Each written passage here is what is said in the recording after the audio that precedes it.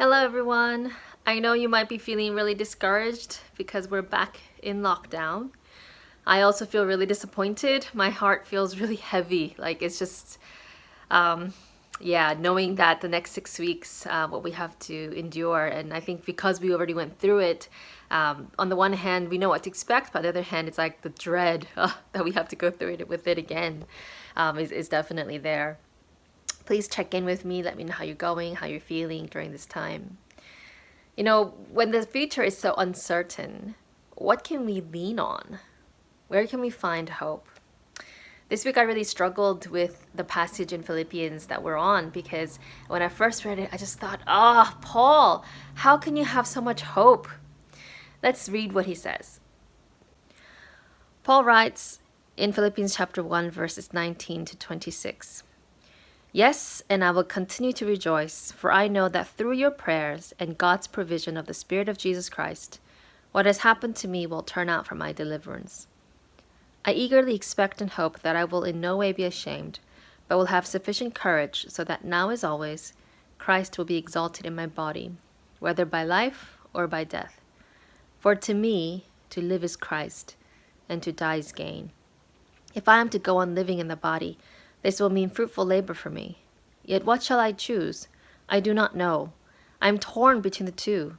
I desire to depart and be with Christ, which is better by far. But it is more necessary for you that I remain in the body. Convinced of this, I know that I will remain, and I will continue with all of you for your progress and joy in the faith, so that through my being with you again, your boasting in Christ Jesus will abound on account of me. Paul is imprisoned in Rome, and he can be executed at any moment. So how can he be so solid during such challenging, difficult times with such a precarious future? Well, for Paul, his certainty was in Christ Jesus. That whether he lived or died, his assurance and hope is in Jesus. First of all, he says in verse 19, I know that through your prayers and God's provision of the Spirit of Jesus, that what has happened to me will turn out for my deliverance. Paul has confidence in the power of prayer, in the power of intercessory prayer where someone else is praying for you. And I know for myself that I would not be here today doing what I'm doing if it weren't for the prayers of others. And secondly, Paul has certainty that God's Spirit will provide anything that he lacks. You know, when Paul first became a Christian in Damascus, there were people who wanted to kill him. And with that very perilous future, he was able to escape the city walls because his fellow believers put him in a basket and put him out the window and then pulled him down through a rope. And I kind of have that picture in my mind as I think about Paul having this certainty in Christ through these uncertain times. It's almost like his hope in Christ is like that rope. It's like that basket. He knows he can trust it, that it'll get him safely down and that he'll be able to escape and live.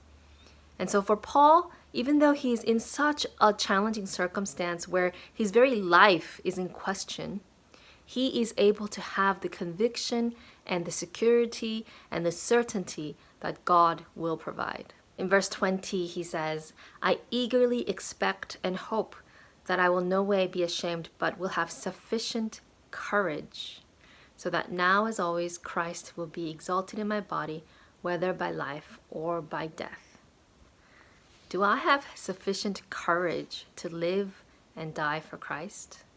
You know, it takes a lot of courage to believe that change is possible, whether that change is in your thinking, your attitude, your behavior, or your circumstances. It takes courage to have hope because it's easier to give up or to just accept the status quo, but to dare to believe that you can change, that things can change, that others can change, that the world can change. That takes courage. It takes boldness. You know, I have a lot of fears that keep me sometimes from wanting to try. But I'm realizing that it's because I rely so much on myself or others or in this flawed world that ultimately cannot give us the security that we're trying to achieve. Why do we expect so much of this world that it'll give us happiness and health and fulfillment and joy and meaning and peace when it can't? It's like going to a broken vending machine and putting money in and waiting, putting more money in and waiting when there's a sign clearly on the vending machine that says broken. And I feel like we kind of do that, where we go to the world and we expect the world to give us the peace, love, joy, community, and security we long for. But God has told us, and it's pretty clear, that the world is broken. God is the only sure thing. And that's why Paul can say with confidence, to live is Christ, to die is gain. Whether he lives or dies, it's for that one sure thing, Jesus Christ. During these uncertain times, what do you live for? What do you hope in? Think about what you spend the most time doing, thinking about, investing in. Our life is a measure of our time. What are you living for? Who do you live for? And what changes do you need to make today to live for Christ? I'm praying for you that you can find courage to live in hope during these uncertain times. God bless.